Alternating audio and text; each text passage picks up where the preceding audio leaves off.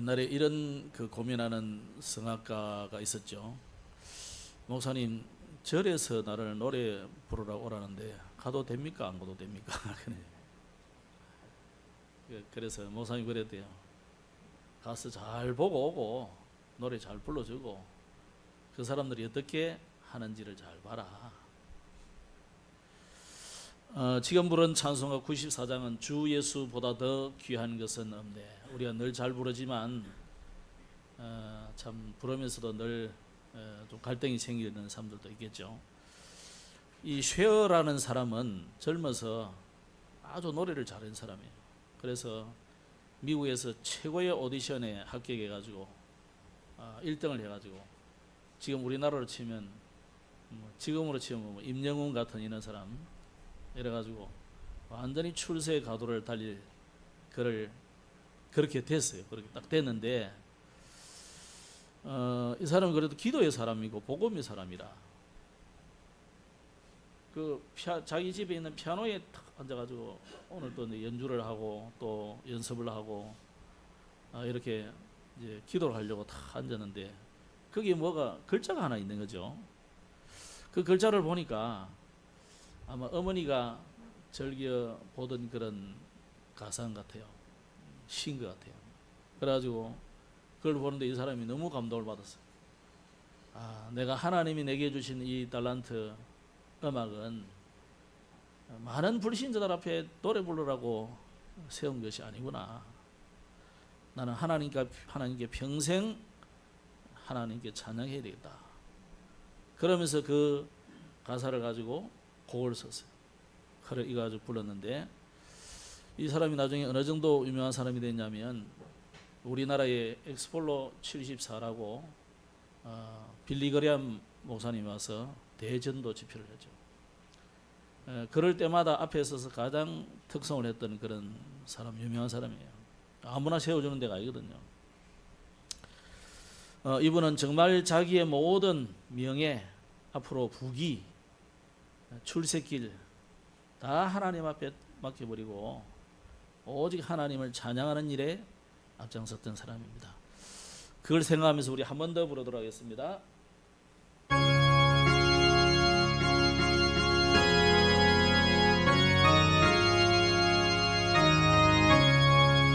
주 예수보다 더 귀한 것은 없네.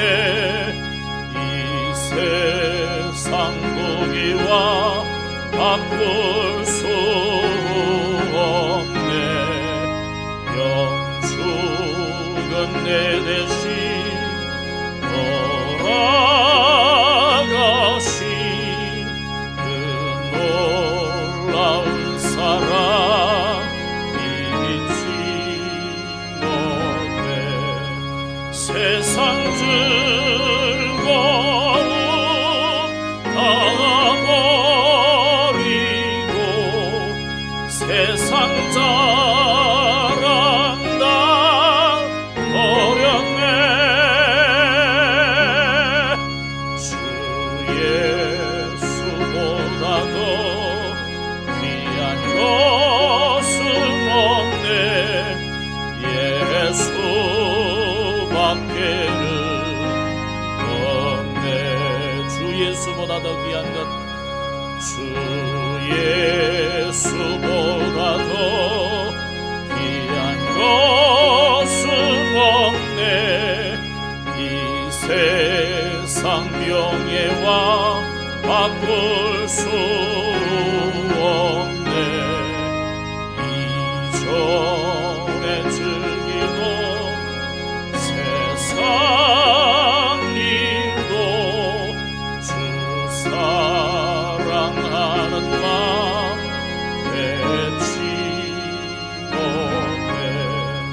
세상 즐거움 다 버리고 세상 자랑 다 버렸네. 주 예수보다 더 귀한 것은 없네.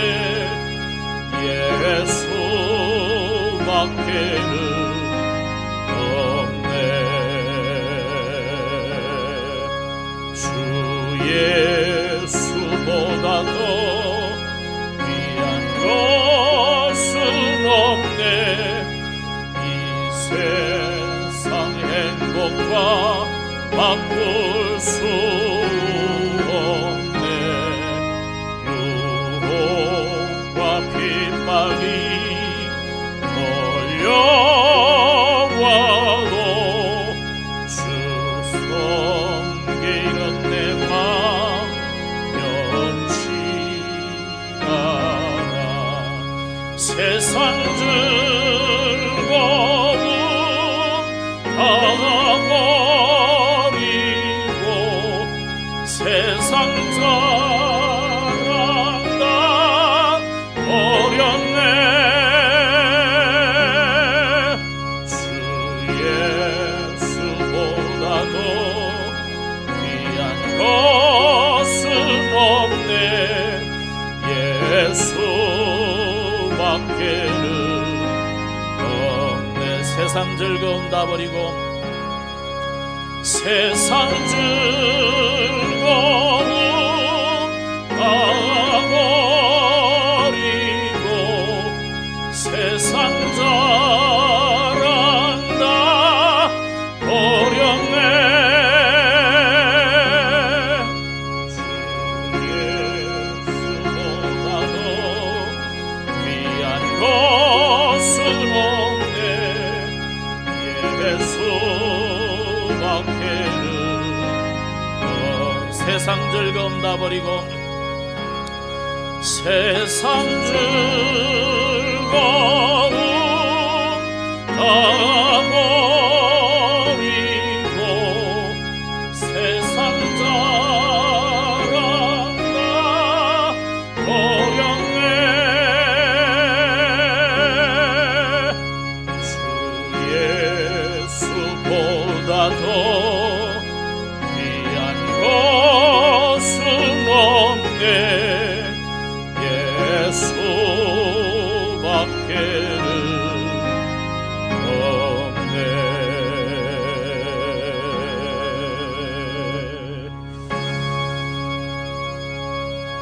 지난주 우리는 복 있는 사람이 버릴 것과 취할 것이라는 제목으로 말씀 받았죠.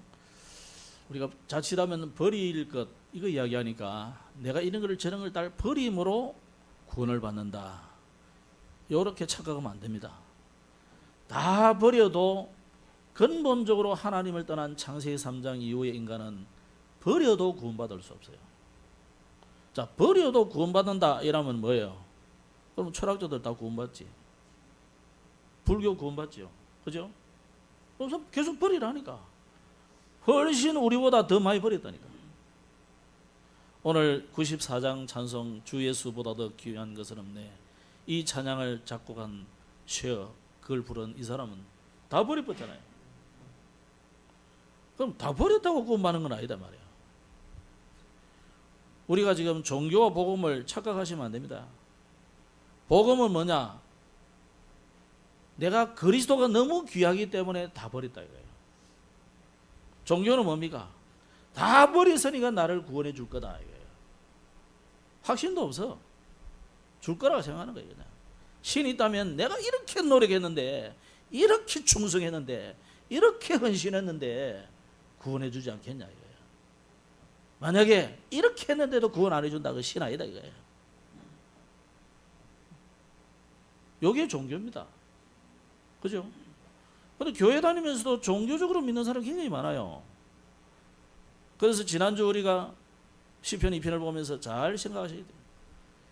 왜 세상 군왕들이 헛것을 꾸민다, 헛살을 꾸민다 하느냐? 자꾸 헛된 종교, 헛된 야망, 헛된 성공 이거 자꾸 가진다 이 말이야. 그거 안 되니까 이제 싸우기도 하고 다투기도 하고 자기 이익을 따라서 막 경쟁하다가 싸움 보고 그러는 거죠. 그렇기 때문에 우리가 진짜 버렸기 때문에 구원받는 게 아니라 우리는 이미 복을 가진 하나님의 자녀이기 때문에 이제는 불신자의 수준, 종교인들의 수준을 뛰어넘는 그런 우리의 동기, 야망 모든 거 다 내려놔 버려요. 왜냐? 하나님이 줄 거니까요. 그죠?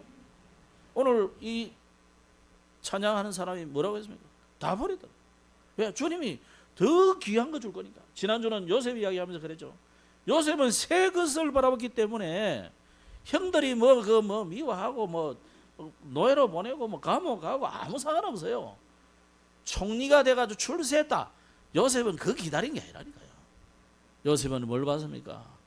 세계보험하라는 어마어마한 하나님의 계획을 봤기 때문에 다 내려날 수 있는 거예요. 우리가 왜 그러면 왜 못 버리느냐? 답 나죠. 새 것을 못 봤기 때문에 그래요. 하나님의 안에 손 안에 있는 바울의 표현대로 하나님의 그리스도의 손에 붙잡힌 그거 내가 못 붙잡았기 때문에 못 봤기 때문에 자꾸만 남의 것이라도 뺏어가지고 내가 착취하려고 하고 이런 이상한 신앙인이 되면 안 된다. 그래서 버리려면 구원의 이 축복을 자꾸 체면하라. 예수님이 다 이뤘다 그랬잖아요. 다 이루셨는데 우리는 자꾸만 왜냐 내게는 안 채워지니까 그죠? 내게는 다른 게 있으니까 채워지지 않단 말이에요. 오늘 딱 버리시기 바랍니다. 왜? 주님은 여러분을 구원하시기 때문에. 그래서 현장에서 자꾸만 구원의 이 비밀과 축복을 누리면 그러면 버려져요. 사실 버려라 보다 버려져요. 그래서 예수님이 공생애 3년 동안 계속 한 이야기가 그래요. 버려라. 심지어 마음이 가난한 자가 보이다. 애통하는 자가 보이다. 예? 영문 나를 위해서 묘고도 묻는 사람이 보이다. 한마디로 뭡니까? 완전 실패하고 저주받은 사람이 더 행복하다 이 말이에요. 왜? 그리스도 안에 있으면 행복한 거예요. 우리는 자꾸 그리스도 밖에서 또 그리스도 안에 있으면서도 자꾸 밖에 있는 그 사람들 그 부러워하고 그러잖아요. 부러워하면 많은 거라고요. 불신자들이 지는 거래. 부러워하면 지는 거야. 그러니까 부러워하면 안 돼요. 오히려 누가 부러워야 돼요? 영국 황제 루이스가 부러워한다니까 여러분을 보고 천사들이 부러워한다니까. 아니 제가 그게 제 말입니까? 천사들이 여러분이 받은 구원에 대해서 연구하고 있다니까. 어떻게 저 최성수라는 인간 저기 구원을 받았지? 야, 내 이해가 안 돼. 천사도 이해 안 되는 거예요. 왜? 복음이기 때문에 그래요. 그래서 하나님이 여러분을 영세전에 창세전에 구원하셨다. 구원의 계획을 이루셨다는 것은 어마어마한 거예요. 그런 어마어마한 구원을 받았기 때문에 내 거를 내려놓을 수 있는 거지. 그래서 이 영적 축복을 누릴 때 응답이 오게 돼 있어요. 응답은 나중에 오는 거니까 근본부터 바르게 해라. 그럼 오늘은 뭡니까? 시편 3편인데 압살롬의 반역 이전과 이후인데 오늘 여기에 들어가기 전에 그 조그마한 소제목을 붙여놨어요. 이건 제목이라기보다도 이 배경에 대한 것을 간단하게 한마디로 적어놓은 거예요. 뭐라 했느냐? 다윗이 그의 아들 압살롬을 피할 때에 지은 시거나 피하면서 막 글 쓰고 하겠어요. 그 말은 아니고 그걸 생각하면서 그 이후에 적었다 이 말이겠죠, 그죠? 그럼 여러분 우리가 굉장한 뭔가 충격 받을 때는요 이게요 평생 안 잊혀져요. 그래서 이 다윗이 그 압살롬이 반역에 한다. 이거는 다윗이 상상이나 했겠습니까? 그 저는 이 말씀 보면서 야 그래 정말 주님이 말씀한 대로 원수가 네 집안 식구리라 하더니 그럴 수 있겠구나. 근데 보세요.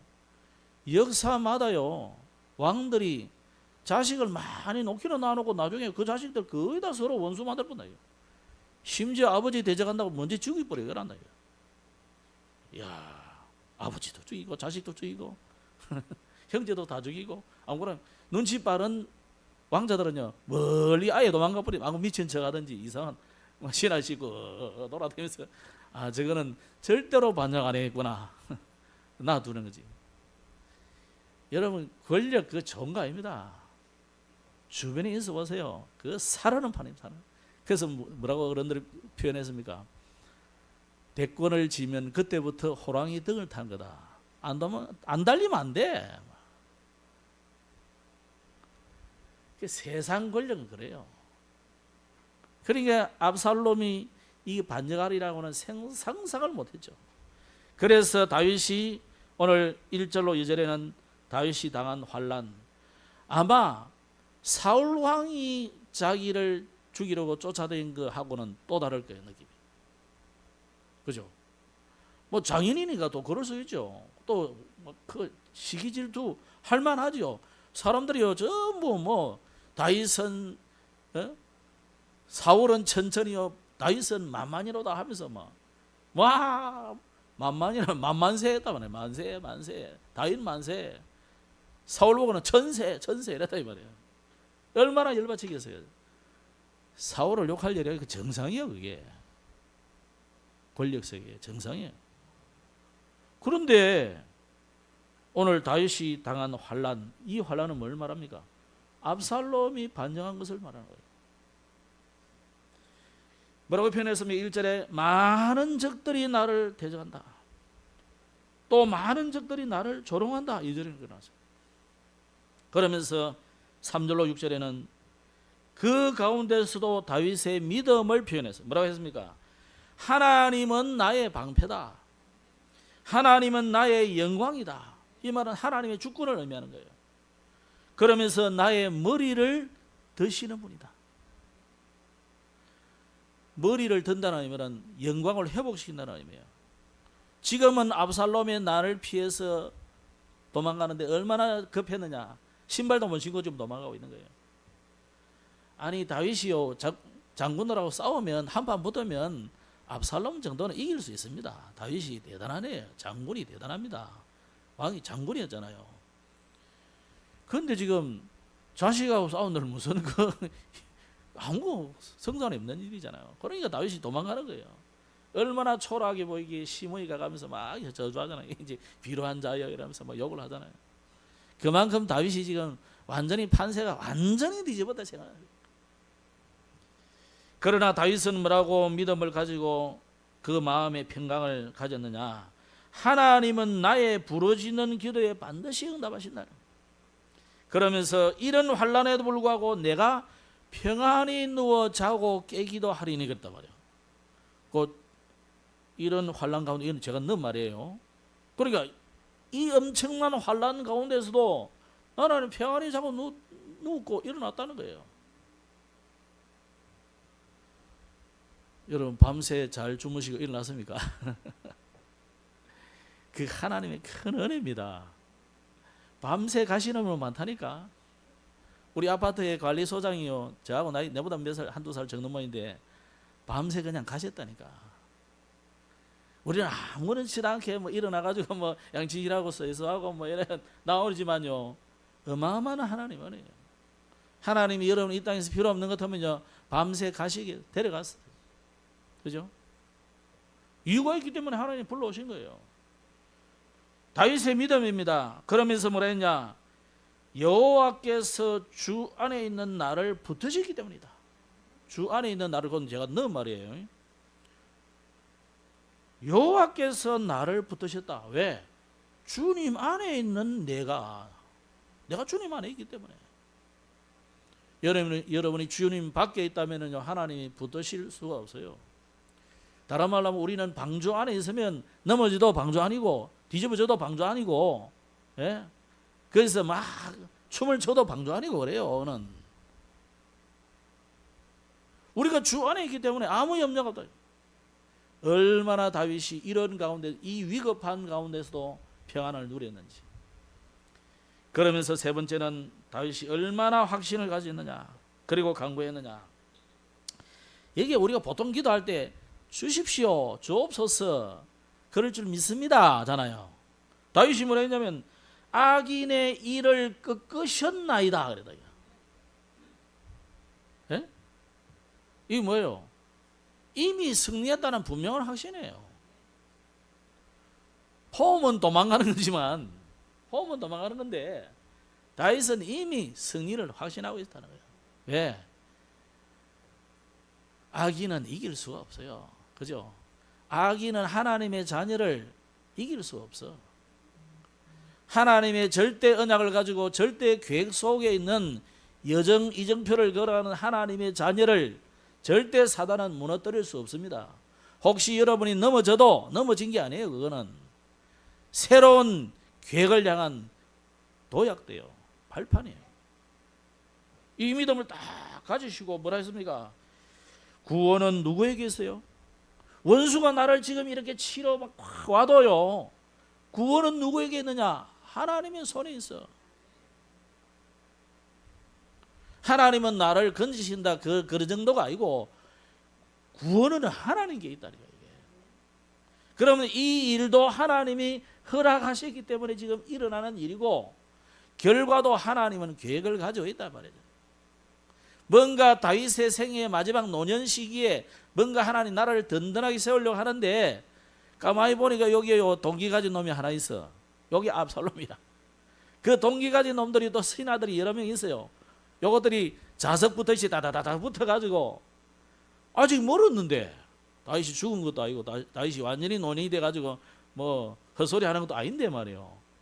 지가 먼저 왕 되려고 스스로 머리에 기름 붓고요. 이래가지고 지금 반역을 하고 이랬습니다. 그게 하나님께로부터 왔다면은 하나님이 이루시지 일이지만은 하나님께로부터 오지 않았기 때문에 구원은 누구에게 오느냐? 하나님께 있는 거예요. 그래서 8절에는 주의 복을 주의 백성에게 내리소서 이렇게 간구를 하고 찬양을 하고 있습니다.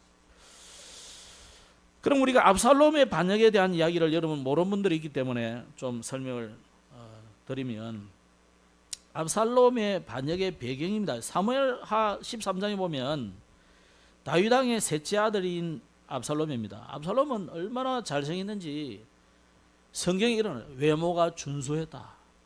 그러면서 그 머리가요 긴 머리를 철렁철렁했는데 막 이스라엘의 여인들은 그냥 숨이 넘어가. 이렇게 잘생기고 멋있는 사나이였어요. 그런데 이 사람이 반역하는 것은 단순한 권력을 야욕을 가진 게 아닙니다. 그 가정의 배경, 가정의 이 부정의한 것, 여기에 대한 분노와 또 이 사람이요 어찌하다 보니까 백성들의 마음을 알았어. 그래서 백성들의 마음을 도둑질하는 방법까지 알았어. 그래가지고 백성들의 마음을 딱 뺏어가지고 왕이 된 거예요. 그보다 더 중요한 것은 하나님을 경외하지 않는 교만이에요. 그럼 시작은 뭐였냐면 아버지에 대한 굉장한 실망스러운 일들이 생기는데 그게 뭐냐면은 다윗에게 여러 아내가 있잖아요. 여러 아내가 있는데 첫 번째 부인에게서 난 아들이 이게 암논이라는 아들이에요. 이 암논이라는 아들이 이 압살롬의 여동생인 이복누이잖아요. 동생이긴 한데 이복누이다 말이에요. 그죠? 그 다말이라는 여자를 또 막 짝사랑하는 거예요. 다말은 아니 오빠야 왜 그래? 우리는 형제잖아. 이러면서 싫다는 거예요. 근데 어느 날 틈을 타가지고 이제 성폭력을 행사한 거죠. 이걸 듣고 이 압살롬이 너무 분이 나가지고 이 암논을 어떻게 좀 했으면 좋겠는데 아버지가 그 말 듣고도 야단만 한번 치고 그냥 아무 벌도 안 내리고 그런단 말이에요. 여기에 대한 굉장한 이제 불편한 마음이 다 생긴 데다가 이 암논을 오히려 암논보다는 압살롬을 이렇게 이 아버지가 별로 이렇게 신뢰를 안 하는 거죠. 그래서 2년 동안 조용히 이 암논을 죽일 계획을 세웁니다. 그래가지고 이 암논을 양털 깎는 날은 거의 전체예요. 지금은 기계가 너무 좋아가지고 막 이 자동 기계로 이름 밀더라고 보니까요. 또 요즘은 기계가 그냥 들어가면 양털을 저절로 벗겨져 이러는데 옛날에는 그 가위로 깎잖아요. 그러니까 양털 깎는다 이러면 막 몇 날 며칠을 먹어가면서 이제 양털 깎는 일만 하는 거예요. 이게 이제 대잔치예요. 그럼 양이 많으니까. 그게 이제 그 잔치에 암논을 이제 초청해 가지고 술을 진당 미겨 가지고 압살롬이 죽여버린 거죠. 그러니까 다윗은 이 암논이 죽은 것을 굉장히 슬퍼하면서도 압살롬을 니 왜 그러냐?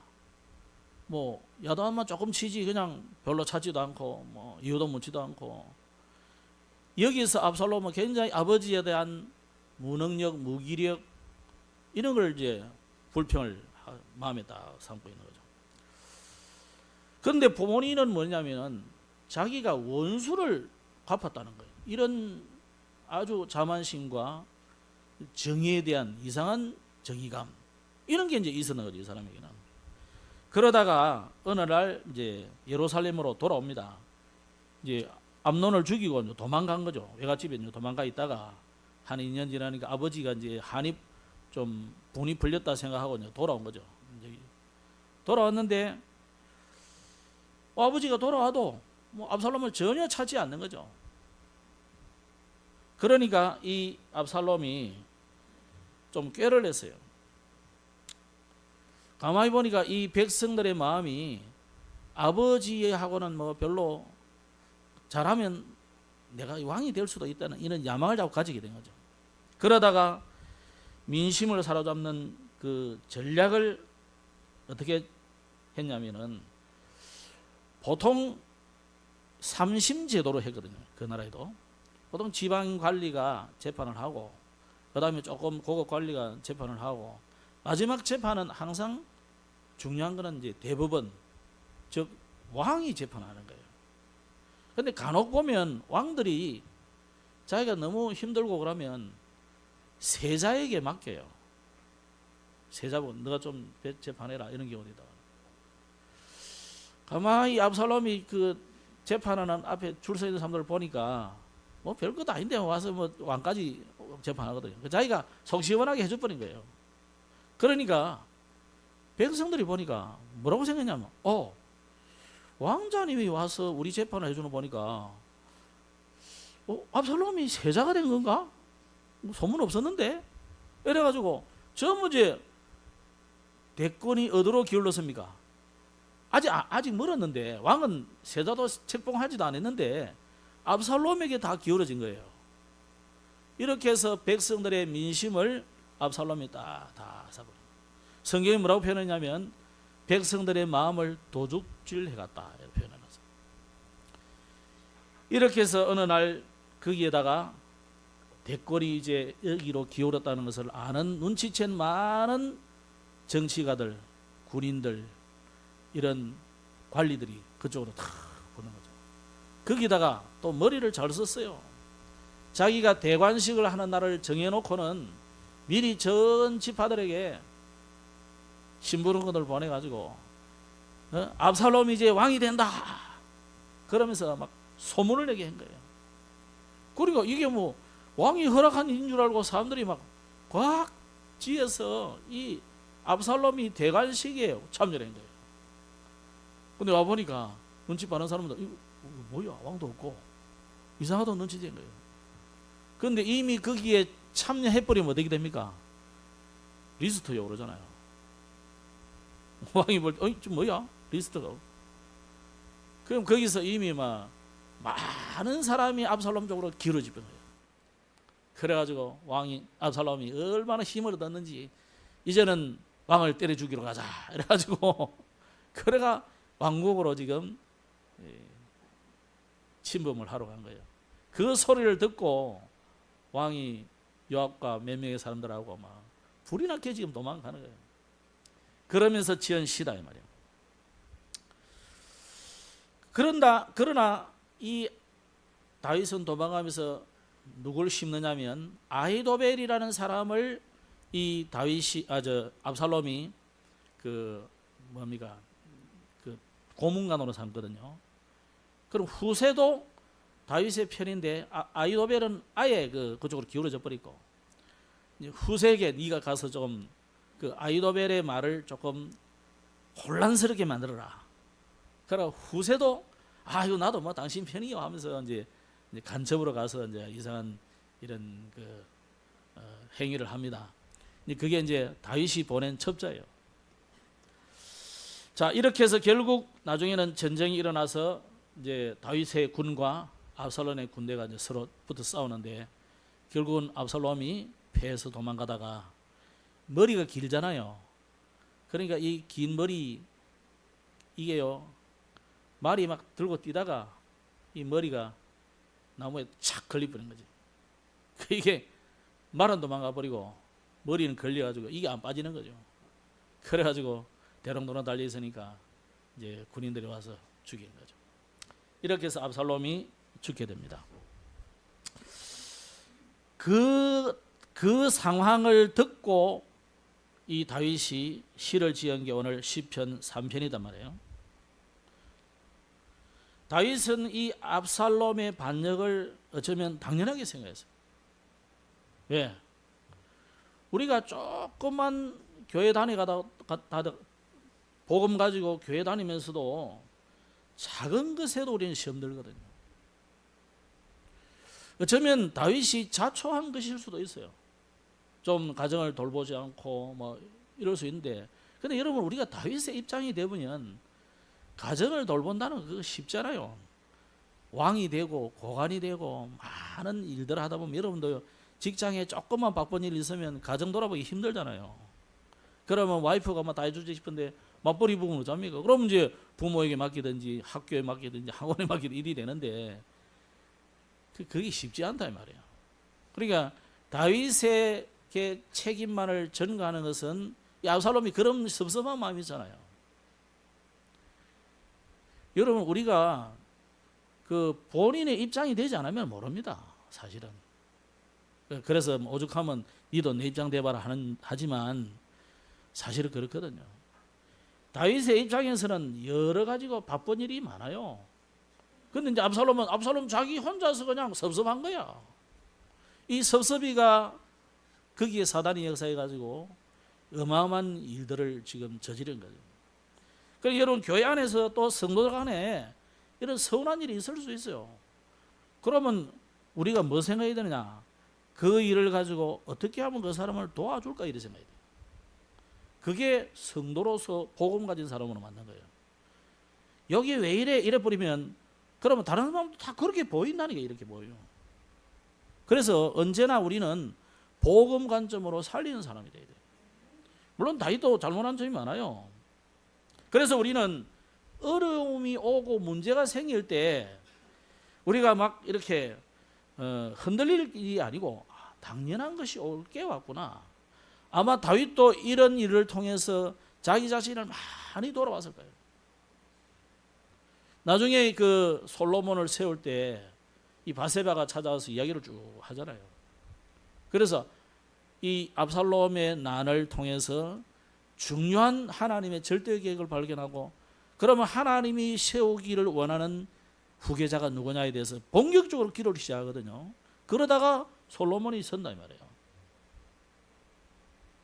그러니까 우리가요, 이런 일들을 통해서 하나님의 중요한 계획을 발견해야 돼요. 그래서 이런 상황 속에서 오히려 내 인생 전체를 놓고 하나님이 내게 주시려는 계획이 뭘까? 말씀이 뭘까? 하나님 주시는 응답이 뭘까? 이걸 자꾸 질문해 보셔야 돼요. 나중에 그 솔로몬을 세울 때 아주 다윗이 신중하게 하면서 여러 가지로 아주 잘하는 것을 볼 수 있어요. 그러면 우리가 현실을 이렇게 정확하게 볼 수 있어야 되는데, 그래서 우리가 문제가 생길 때 오늘 내용을 반역이라고, 이 문제라고 볼 때, 문제, 사건, 위계가 올 때 우리는 그러면 그 이전에 어떤 사람이 되어야 되냐 이거예요. 그게 오늘 두 번째입니다. 자, 다윗이 압살롬의 반역 이전에 다윗은 어떤 사람이었느냐? 만약에 여러분이 다윗같이 이런 삶을, 이런 신앙생활을 하고 있다면 여러분은 어떤 문제가 와도 상관없어요. 그죠? 요셉이 그런 사람이었기 때문에 어떤 어려움이 와도 아무 문제가 안 됐어요. 근데 만약에 여러분이 이게 안 되면 조그만 문제가 와도 우리는 압살롬 같은 사람이 돼버려요. 다 아버지 탓으로 돌리고, 나라 탓으로 돌리고, 누구 탓으로 돌리고, 이렇게 돼요. 그래서 우리는 이게 어떤 상황이 생겨질 때 그 상황을 보고 이게 옳다 그러다만 볼 일이 아니고 그 이전의 나를 돌이켜 보셔야 돼요. 그럼 이전에 다윗은 뭐 했느냐?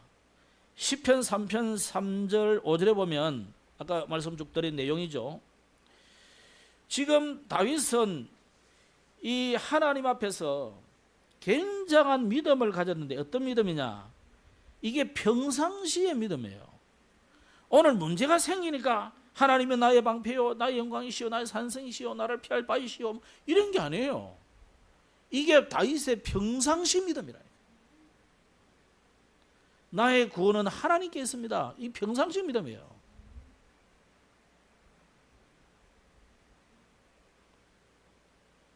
평상시 여러분이 주님을 늘 바라보는 삶 속에 있는데 문제가 왔다. 그거는요, 아무도 문제 안 돼요. 당연히 올 게 왔구나. 그럼 끝나요. 왜? 주님이 다 하실 거기 때문에. 내가 뭐 손쓸 일이 없어. 근데 만약에 여러분이 평상시에 이게 아니다. 그러면 그때라도 집중 속으로 들어가야 돼. 그래 집중이 필요한 거예요. 그래서 평상시는 정시기도, 무시기도, 이렇다 칩시다. 기도를 치면. 그러면 이 위기가 오고 문제 올 때는, 근데 내가 평상시에 이래 안 해놨다. 평상시에 내가 늘 내 마음대로 살다 이랬다. 그러면요, 그날만이라도 집중으로 기도하시다. 생을 건 집중 기도를 해야 돼요. 그때 아이고 누가 어쩌고 하나님 어쩌고 이러지 말고 나를 진짜 하나님 앞에 회개하고 내려놓으면서 집중을 하나님 앞에 해야 돼요. 그래서 여러분이 평상시에 가진 기도와 믿음은요, 정말 시대와 현장을 살리게 되는 겁니다. 그래서 여러분, 우리가 성도들이 갑자기 시험 들었다 하는데, 그거는 갑자기 없어요. 우리가 병이 났다. 갑자기 병이 난 일이 있겠습니까? 뭔가 체질이 바뀌고 뭔가 상황이 다 있는 거지. 그렇게 될 수밖에 없는 상황이 있단 말이에요. 그러니까 다윗은 그걸 알기 때문에 압살롬의 반역 그럴 때 내가 섭섭하게 하고 있구나. 그럼 내가 어떻게 되느냐? 다윗은 다름없어요. 원래 신앙을 회복해버렸다니까. 처음 신앙 회복해버렸다니까. 평상시 믿음으로 딱 돌아가세요. 평상시. 근데 우리는 평상시 믿음으로 돌아가면 안 되지. 생을 건 믿음으로 돌아가 봐야지. 평상시 잘 안 하니까. 그래서 다윗과 같이 평상시에 하나님께 집중해라. 시편 5편에 보면 그러놨어요. 여호와여, 아침에 주께서 나의 소리를 들으시리니 아침에 내가 주께 기도하고 바라리다. 여러분, 다윗 왕이 얼마나 바쁜데, 아침부터 얼마나 신하들이 찾아와서 괴롭히고 이런 일 저런 일이 생길 텐데, 그 바쁜 가운데서도 다윗은 아침에 내가 주님의 소리를 듣고 주님을 바란다 그랬다. 시편 91편에는 이런 말씀이 나왔어요. 지존자의 은밀한 곳에 거주하며 전능자의 그늘 아래에 사는 자여. 다윗은 그런 사람이에요. 하나님의 그 깊은 비밀한 곳에 늘 사는 사람이 다윗이에요. 이게 여러분이 있어야 돼요. 그러면 이 문제가 생긴 이후에는 그럼 어떻게 했습니까, 다윗이? 이후에는 그 일을 통해서 하나님의 상당한 절대적인 계획을 발견했어요. 내가 너무 이 후계자 이거 하는 일을 너무 미뤘구나. 다윗이 그렇게 생각했어요. 그래가지고 이제 나단 선지자와 또 나단 선지자 맞습니까? 그 선지자와 또 바세바를 통해서 나를 든든하게 후계자를 누구로 세울 거냐, 이걸 이제 계획을 세우면서 하나님의 절대 인도를 받기 위해서 막 기도하죠. 그러다가 솔로몬을 세우게 된 거예요. 바세바는 찾아와서 이야기하죠.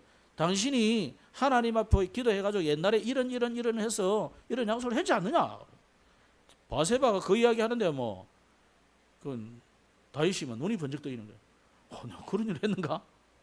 그래가지고 솔로몬을 세우는 겁니다.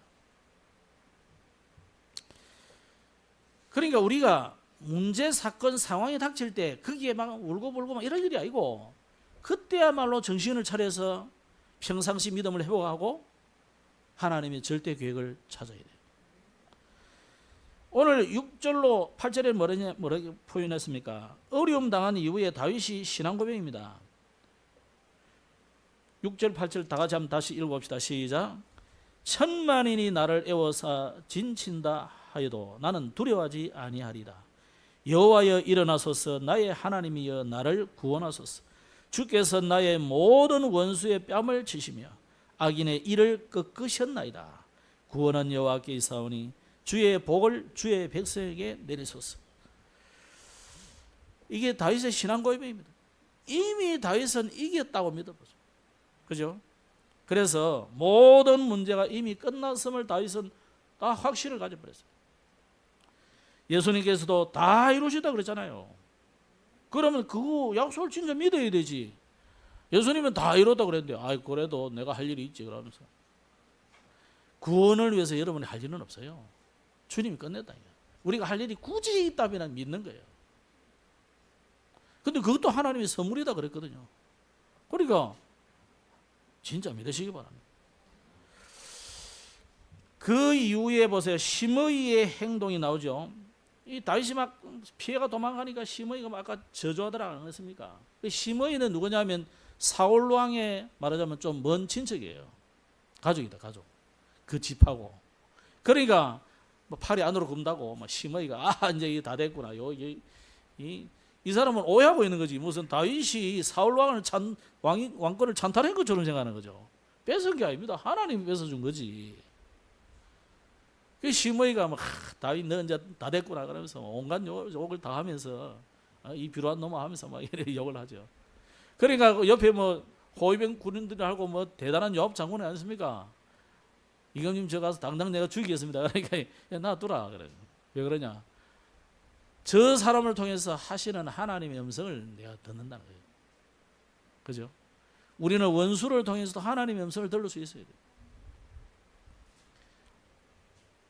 하나님이 시켜서 하시는 것이다. 내 속에서 난 내 아들도 나를 대적하는데 시므이가 뭐 하는 게 당연하지 않느냐 오해하고 있는 거죠. 그죠? 그러면서 시므이가 나를 저주하는 그것 때문에 하나님이 오히려 나에게 은혜를 베푸사 선을 베푸실 것이다. 이게 다윗의 믿음이에요. 그러니까 우리가 6.25 이후에 한국 교회가 얼마나 복음이 없으니까 뭐라고 김일성이를 죽으라고 기도했냐면 죽으라고 기도했어요. 혹이 달려서 인가 막 저거 뭐 달렸다 이러면서 얼마나 죽으라고 삼각산에서 뭐 기도를 했는지. 근데 80몇 살까지 안 죽더라고.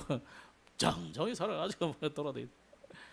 이번에도 뭐 김정은이 뭐 중국 갔다 오는데 뭐 사람들을 말로는 보니까 뭐 오늘 내일 하는 것 같다 싶기도 한데 어쨌거나 지는 뭐 과시해가 돌아다니잖아.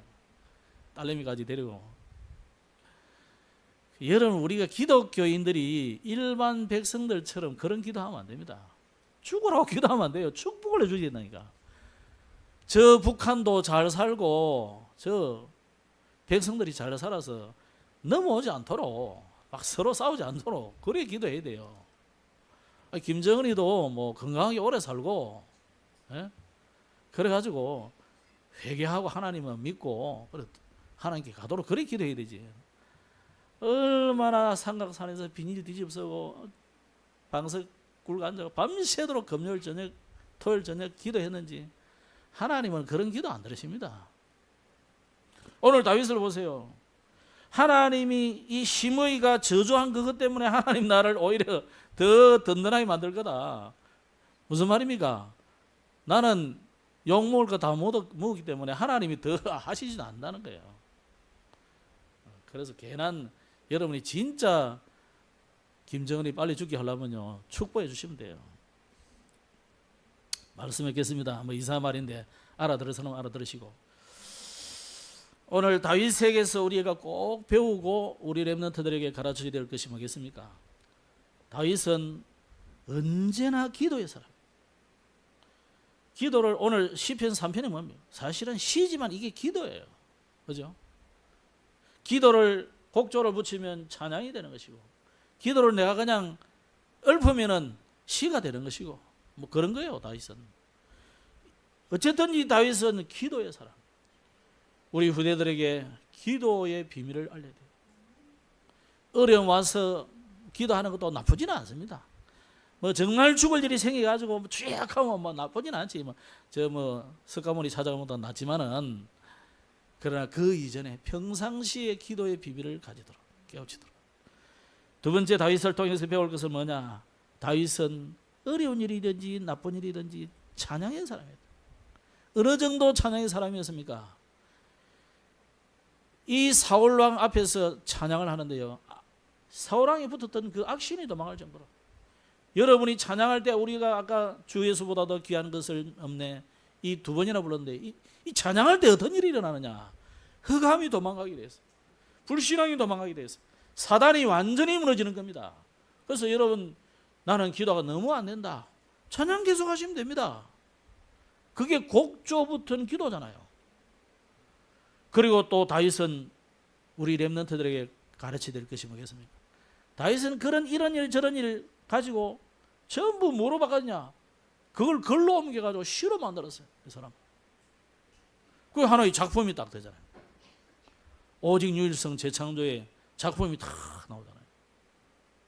그래서 저는 이 글 쓰는 거 별로 좋아하지 않아요. 저 참 탈인데, 우리 후대들은 많이 독서도 많이 하게 만들고 글도 많이 쓰게 해서 정말 한두 편에가 탁 당선해가 바로면 되는 것 같으면 그래야 되겠습니까? 그죠? 수많은 석작이 나와가지고 그래가 그 중에 유일성의 작품이 나오는 거죠.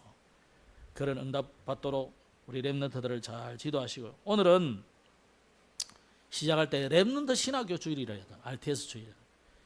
여러분들이 RTS를 위해서 기도 많이 하셔야 되는데, 어제 무슨 얘기냐? 산업인은 RTS를 오바댜의 눈으로 봐라. 그래서 오바댜는 뭐였습니까?